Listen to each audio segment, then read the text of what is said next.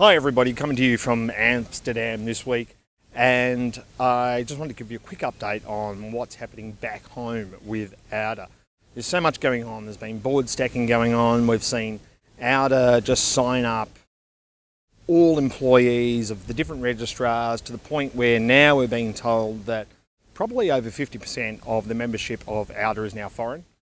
And just on the weekend we had the registry move from registry to Affilius, and that means Affilius, which is an Irish company, are now handling all of the domain name registration processes in Australia.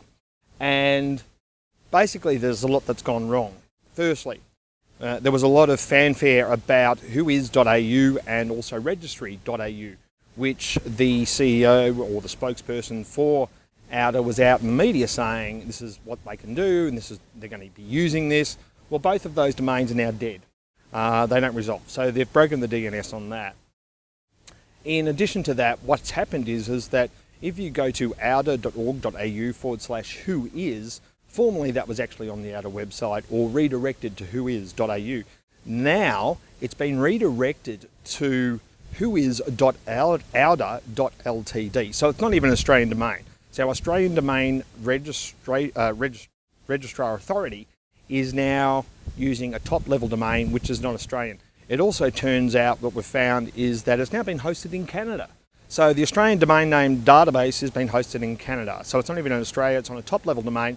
And that top-level domain is, there's a lot of privacy attached to it, meaning that they have hidden who is behind owning that domain name, who is the administration contact for that, what address that is located at. So for all we know, it may have been set up entirely in Canada, but we don't know because there is no information attached to the registration of that domain. Now Australians can't do that. With a .com.au, you can't hide that sort of information. It has to be open. auDA have basically gone against their own policy of Australian domain names, where they are now hiding a lot of information that Australians simply can't hide.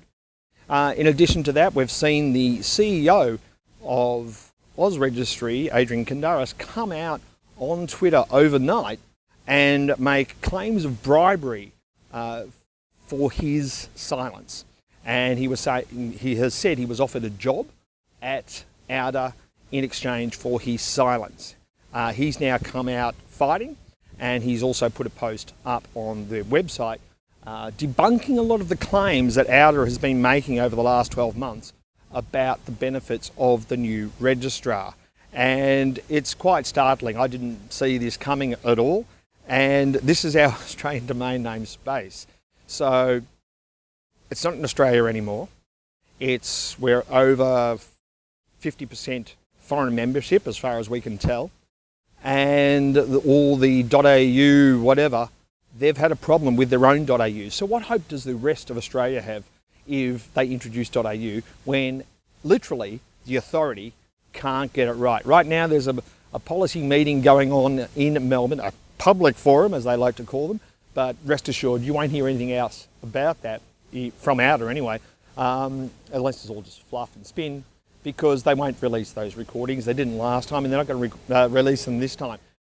I wish I was there, but if I was, I'd probably be thrown out by security by the end of it because I'd be asking a lot of tough questions. And this is pretty much, it's not yet a disaster for Australia, but it's certainly heading that way.